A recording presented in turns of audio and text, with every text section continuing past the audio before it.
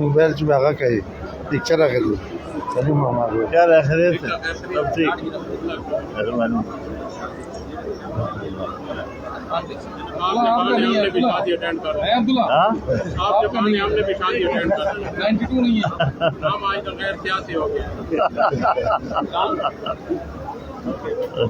یہ ہو سکتا ہے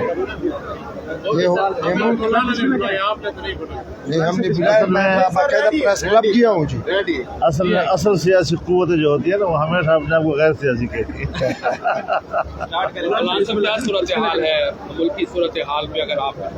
بسم اللہ الرحمن الرحیم نحمدہ ونصلی علی رسولہ الکریم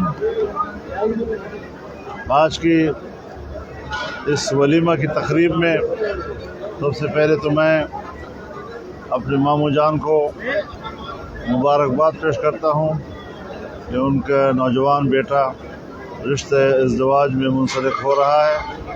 اللہ تعالیٰ اس رشتے کو مبارک بنائے اور خیر و برکت کا ذریعہ بنائے. جہاں تک ملکی سیاست کا تعلق ہے سب کچھ عوام کے سامنے بے نقاب ہو رہا ہے. 10-15 سالوں سے جو نمائشی لبادہ عمران خان نے اوڑھ رکھا تھا، بڑے آئیڈیل گفتگو کیا کرتا تھا، اور مجھے یہ اعزاز حاصل ہے کہ میں نے پہلے ہی دن سے ان کو پاکستانی سیاست کا غیر ضروری عنصر قرار دیا تھا، اور میرا یہ جملہ آپ حضرات بھی گواہ ہیں کہ اس کے سیاست میں ابھرنے کے ساتھ ہی میں نے نشاندہی کی تھی. اور جب ہم نے یہ کہا تھا کہ یہ باہر سے تیار کر کے لایا گیا ہے، یہ پاکستانی مجسمہ نہیں، بظاہر یہ پاکستانی مجسمہ لگتا ہے لیکن اندر سے یہ کسی کا ایجنٹ کا روپ دھار کے اندر پاکستان میں آ رہا ہے یا لایا جا رہا ہے. آج سب کچھ منکشف ہو گیا. میں یہ نہیں کہتا کہ وہ صرف نااہل اور نالائق ہے، بلکہ ایک ایجنڈے کے تحت پاکستان کو اس مقام پر پہنچانا چاہتا ہے کہ جہاں پاکستان اپنا وجود کھو بیٹھے. اس وقت ضرورت اس امر کی ہے کہ پاکستان کے عوام کو طاقتور بنایا جائے. سیاسی فیصلے پاکستان کے عوام کریں اور دنیا میں اس تاثر کو ختم کر دیا جائے کہ فیصلے کہیں اور طرف سے ہوتے ہیں اور عوام کا ووٹ محض نمائشی ہوتا ہے.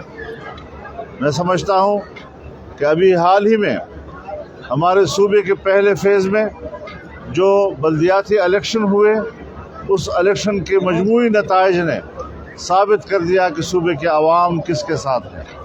یہی صورتحال پورے ملک کی ہے.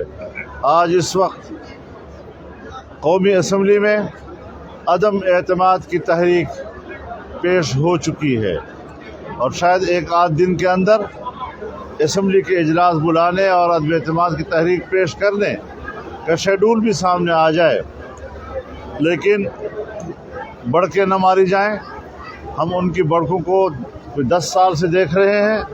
یہ ایک ہوا سے بھرا ہوا غبارہ ہے جس کے لیے سوئی کے ایک سرے کی ضرورت ہے، پھر اس کے اندر کوئی ہوا نہیں ہے. اس اعتبار سے اب وہ اکثریت کھو بیٹھا ہے. لہذا پاکستان کی بیوروکریسی، پاکستان کی اسٹیبلشمنٹ اس کا کوئی حکم ماننے کی پابند نہیں ہے، اور اب حالات کو تبدیل ہونے دیں. عوام کو ووٹ کا وہ حق جو ان سے چھین لیا گیا تھا، اور وہ مینڈیٹ جو چوری کر لیا گیا تھا، آج وقت آ گیا ہے کہ ہم عوام کو وہ مینڈیٹ واپس دلائیں اور عوام اپنے فیصلے سے اپنی نئی حکومت قائم کرے اور ملک میں ایک پاک، صاف اور شفاف سیاسی نظام پھلے پھولے اور ترقی کرے۔ اس اعتبار سے ہم انشاءاللہ العزیز اب کامیابیوں کے آخری مراحل میں ہیں۔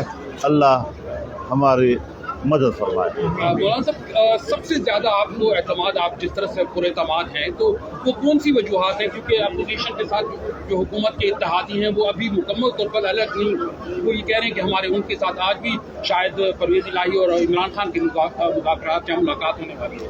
دیکھیے، آپ نے اس کو خود بھی سنا ہوگا، اب یہ تو پاگلوں کی طرح گھوم پھر رہا ہے اور باولی کی طرح بول رہا ہے، تو یہ ان کی جو دوڑیں لگی ہوئی ہیں، کبھی کراچی، کبھی لاہور، کبھی اسلام آباد، کبھی ایک دروازہ، کبھی دوسرا دروازہ، ہر طرف یہ اس کی وہ بھوکراہٹ ہے جہاں وہ اپنی اتحادیوں کا اعتماد کھو بیٹھا ہے۔ لہٰذا اب ان کے ہاتھ سے معاملات نکل چکے ہیں، کوئی مسئلہ نہیں ہے۔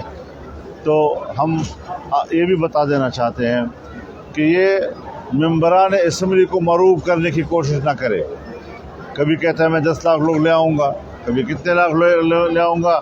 بابا 10 لاکھ لوگ مت لاؤ، تمہیں ہمت ہے تو 172 پورے کر لو، تمہاری بڑی بات ہے۔ اور اگر لوگوں کو لانے کی بات ہوئی تو اتنا ضرور کہوں گا آج آپ کے سامنے کہ پورا ملک تیار رہے۔ ہم کس وقت ان کو اسلام آباد آنے کی دعوت دیتے ہیں اور کو بلاتے ہیں، اور جس طرح گزشتہ 2 رات پہلے پورے ملک کے ہمارے کارکنوں نے جس طرح ہماری آواز پر لبیک کہا اور 1 گھنٹے سے پہلے پورا ملک جام کر دیا، اسی جذبے کے ساتھ وہ ہر وقت اسلام آباد کی طرف رخ کرنے کے لیے تیار ہیں۔ تاہم کل جب ہمارے حزب اختلاف کی پارلیمانی پارٹی کا اجلاس ہوگا، مجموعی طور پر سب پارٹیاں اس میں شریک ہوں گی، تو ہم یہ فیصلہ تمام اپوزیشن پارٹیوں کی شراکت کے ساتھ کریں گے۔ لیکن اتنا اپیل ضرور کرتا ہوں کہ ہر جگہ پر عوام تیار رہیں، کارکن تیار رہیں۔ اگر ہم نے کہا کہ اسلام آباد کی طرف روانگی ہو تو اس میں پھر کوئی گھنٹوں کی تاخیر بھی نہیں ہونی چاہیے، بلکہ منٹوں کے حساب سے وہ اپنے گھروں سے فوری طور پر اسلام آباد کی طرف حرکت کریں۔ شیخ رشید کہتے ہیں کہ میں چٹان کی طرح وزیر اعظم کے ساتھ کھڑا ہوں۔ ہاں بالکل صحیح ہے، رائی کے پہاڑ کی طرح۔ خاصہ یہ تحریک عدم اعتماد ناکام ہوتی ہے تو دوسرا کیا آپ کا وہ ہوگا کہ لائے عمل ہوگا کہ استعفے ابھی ہم یا احتجاج؟ دیکھیے، ابھی ہم اس کو اگر میں لاتے ہی نہیں ہے جی، اگر کوئی مسئلہ نہیں ہے، اگر چھوڑو۔ اچھا مولانا، یہ حکومتی وزراء اور وزیر اعظم خود کہہ رہے ہیں کہ ہماری آزاد خارجہ پالیسی کی وجہ سے باہر کی دنیا جو ہے وہ ان کو استعمال کر لیا ہمارے خلاف، تو کیا ایسے؟ میں بتانا چاہتا ہوں، بل گیٹس کو اس سے خود بلایا ہے، بل گیٹس سے اس کو سبق سکھایا ہے کہ اب آپ ہمارے خلاف باتیں شروع کرو۔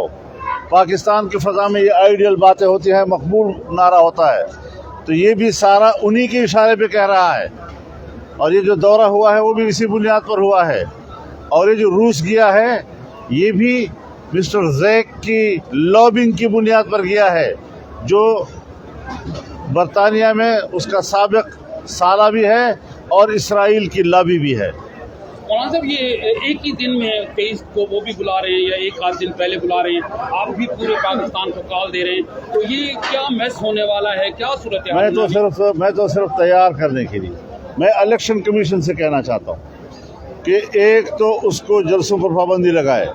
اب وہ عوام کا نمائندہ ہے، اس کے خلاف عدم اعتماد آ چکی ہے، کوئی جواز نہیں ہے کہ وہ پبلک سے خطاب کر سکے، کوئی جواز نہیں ہے کہ وہ عوام کو اسلام آباد کی طرف بلا سکے۔